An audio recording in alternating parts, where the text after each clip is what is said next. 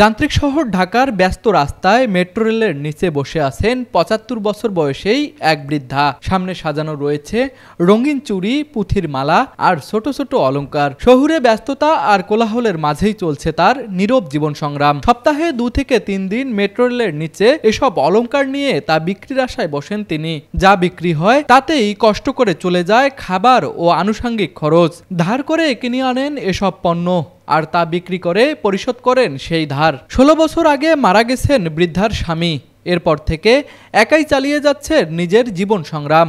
৩ ছেলে ও ৫ মেয়ে থাকলেও কারো ঘরেই জায়গা হয়নি তার।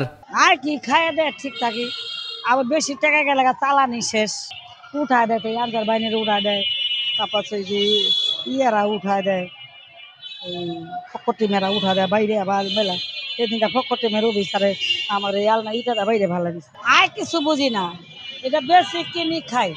10টা লাগলে 10টাই ভাঙি, 5টা লাগলে 5টাই ভাঙি, এটুকুই খাওয়ার আয়। আর কত সময় দেখলে তুই লইয়া যায় বাবা, কিছু তো পাই না। কও না তো মানুষ একটা অপহারও তো মানুষে পায় যে এরকম অসহায় মানুষ করা তাকে কিছু দেয়, ও কিছুই তো দেয় না, আর কথা উঠায় লইয়া যায়। বয়সের ভারে নুয়ে পড়েছে শরীর, কিন্তু অদম্য মনোবল বৃদ্ধার জীবনযুদ্ধ টিকিয়ে রেখেছে এখনো অবধি। যতদিন শরীরে শক্তি আছে ততদিন কাজ করে যেতে চান তিনি। ফুটপাতের এই দোকানটি এখন তার জীবিকার একমাত্র অবলম্বন। কিভাবে একাকিত্ব, দুঃখ ও দারিদ্র্যকে হারিয়ে সংগ্রাম করে বেঁচে থাকতে হয়, নতুন প্রজন্মকে সেটাই শিখিয়ে দিচ্ছেন তিনি।